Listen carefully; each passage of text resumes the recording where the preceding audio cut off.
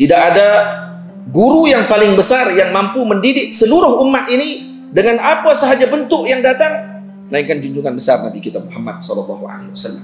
Dan para guru yang diberikan oleh Allah Subhanahu wa taala dengan mandat untuk memimpin dan juga membimbing umat Nabi Muhammad, tidak lain dan tidak bukan mereka telah mendapatkan cebisan daripada nur Nabi kita Muhammad SAW untuk memimpin umat Nabi SAW.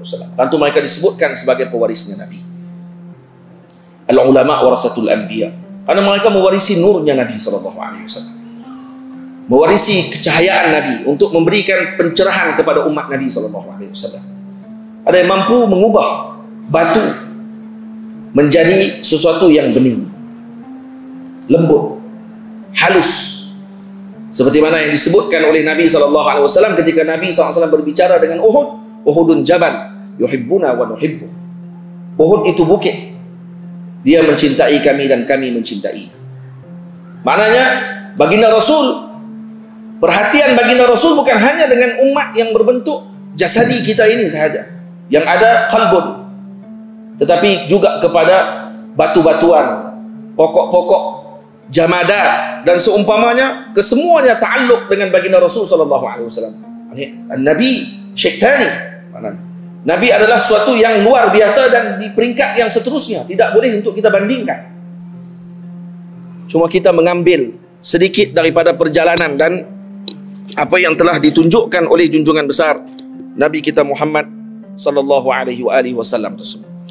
Karena itu hadirin yang dirahmati Allah, kelebihan yang lain yang kita boleh dapatkan daripada menghadiri majlis yang sebegini adalah menerbitkan mahabbah kepada para salihin dan para awliya Allah Subhanahu wa taala, dan menerbitkan perasaan dalam hati kita untuk mengagungkan dan memuliakan mereka, mendekatkan para anak muda dengan orang-orang yang soleh yang patut dijadikan sebagai panduan, dan juga mengenalkan kita kepada sistem pendidikan untuk kita tabadul maklumah, bertukar-tukar maklumat dan juga mengambil faedah daripada madrasah-madrasah yang telah didirikan. Ini faedah bagi orang yang mengambil faedah, tidak datang dengan melihat zallat, kekurangan-kekurangan, sebaliknya mengambil kelebihan-kelebihan dan dijadikan perkara tersebut sebagai panduan dalam kehidupan mereka dan dalam keadaan untuk mereka membimbing dan mendidik umat Nabi SAW. Dan karena itu hadirin yang dirahmati Allah, kita doakan moga Allah Ta'ala memberikan kemajuan pondok-pondok yang mana didirikan untuk membimbing umat Nabi SAW bagi mengenalkan umat ini kepada Allah dan Rasul SAW. Karena dengan niat untuk mengenalkan umat kepada Rasul, mengenalkan umat kepada Allah, ini pasti tidak akan disia-siakan oleh Allah Subhanahu wa taala. Ya, walaupun pendidikan yang sebegini terkadang dianaktirikan, dijadikan pada standard yang kedua, tetapi ini yang sepatutnya dijadikan sebagai pengajian yang peringkat yang lebih diutamakan kepada para anak muda khususnya. Penyakit yang paling besar pada akhir zaman ini adalah kejiwaan, dan ramai anak-anak muda yang tidak ada panduan.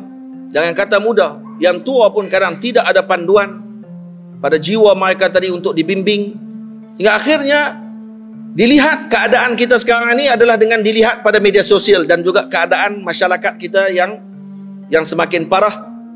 Dan buktinya kalau kita nak lihat keadaan pemuda kita dan juga masyarakat pada waktu ini, dilihat dengan apa yang mereka war-warkan dan mereka sibukkan pada waktu sekarang.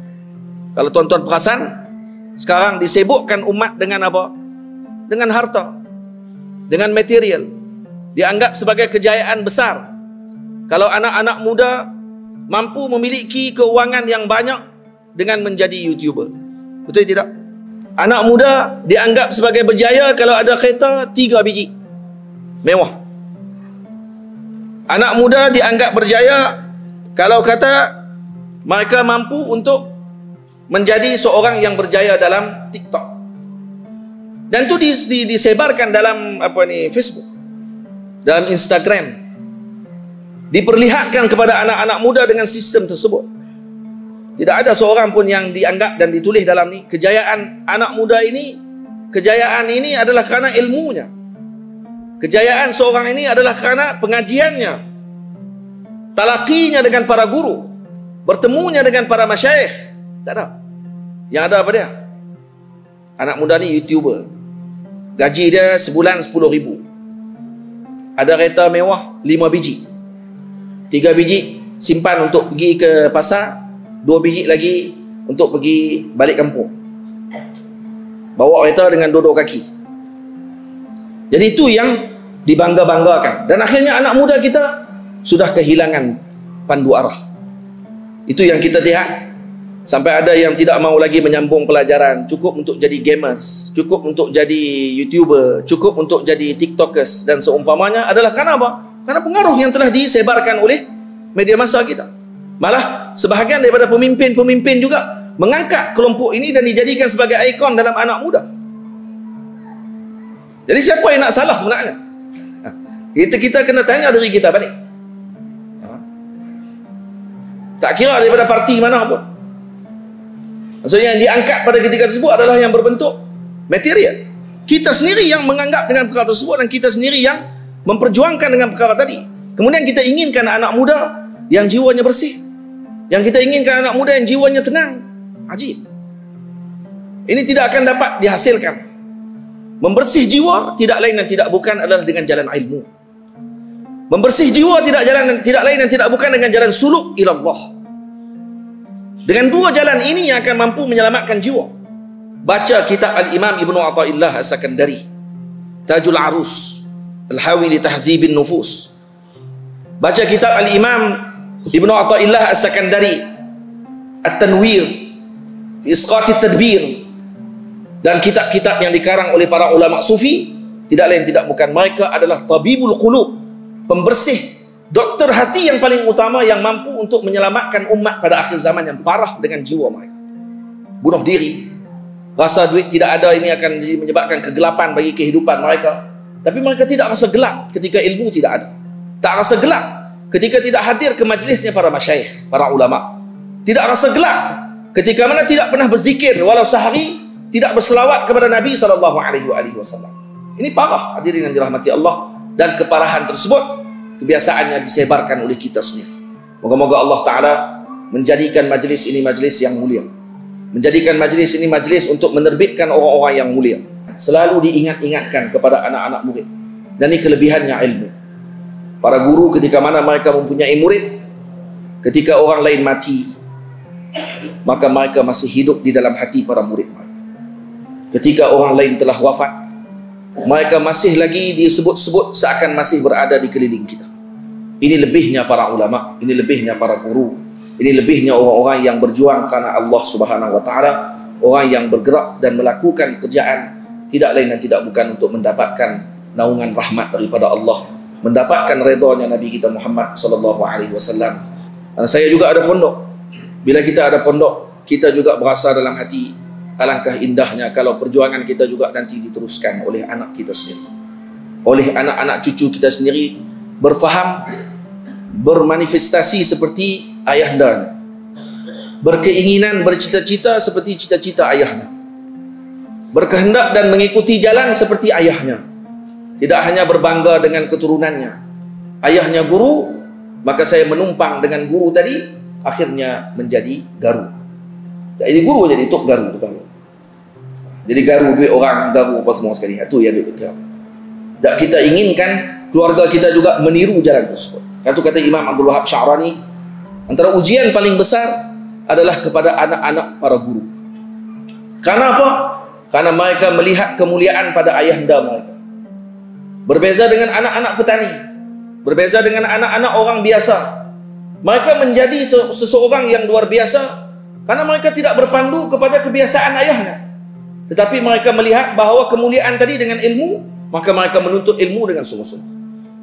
Tapi berbeza dengan anak-anak guru, anak-anak para ulama, diuji oleh Allah Subhanahu wa Ta'ala. Karena apa? Karena mereka sejak lahir melihat ayahnya dimuliakan. Akhirnya dia terlupa ayahnya dimuliakan karena ilmu, bukan karena ayahnya, bukan karena zatnya semata-mata saya kata, tapi karena ilmu yang telah dituntut karena perjuangan yang telah dia lakukan. Tapi akhirnya dia menyebabkan dia terlupa dengan perkara tersebut, dan dia mengambil kelebihan sahaja, ingin dimuliakan dan meninggalkan jalan ilmu, dan akhirnya dia diputuskan daripada keberkatan ilmu tersebut. Dan akhirnya apa yang berlaku? Diuji. Anak-anak guru tidak menjadi guru. Anak-anak guru memilih jalan yang lain. Dan ini disebutkan oleh Sidi Abdul Wahab Sya'rani. Lalu beliau mengatakan, paling penting bagi seorang guru menyerahkan anaknya kepada Allah. Sangat sedikit dalam keluarga para guru menjadi guru. Ingin mendapatkan keluarga seperti Al-Imam Ramli, daripada ayahnya Syihabuddin Ramli, lahir anaknya Syamsuddin Ramli, pengarang Nihayatul Muhtaj. Ini sukar untuk didapati. Untuk mendapatkan keluarga seperti Al-Imam Khatib Syirbini dan keluarga Syirbini, sukar untuk didapatkan. Untuk mendapatkan keluarga seperti Al-Imam Subki, Tajuddin, Taqiyuddin, Bahauddin dan seumpamanya, sukar untuk didapatkan. Untuk mendapatkan keluarga seperti Al-Ghumari, Muhammad Al-Ghumari, Sultanil Awliya, Ahmad Al-Ghumari, Sayyidul Muhaqqiqin Muhaddithin, Al-Imam Abdullah Al-Ghumari, Sayyid Al-Usuli, dan kemudian mendapatkan para muridnya yang lain dan anak-anaknya Al-Ghumari yang luar biasa, sukar untuk didapatkan keluarga-keluarga yang sedemikian. Begitu juga dengan keluarga Alawi. Abuya Said Alawi Al-Maliki melahirkan anak Alwi Al-Maliki, melahirkan anaknya Muhammad Alwi. Muhammad Alwi melahirkan anaknya Ahmad bin Muhammad Alwi Al-Maliki. Sukar. Seperti mana Tok Benang Daya keluarkan anak cucunya sampai kepada Tok Pak Nyai Izzuddin.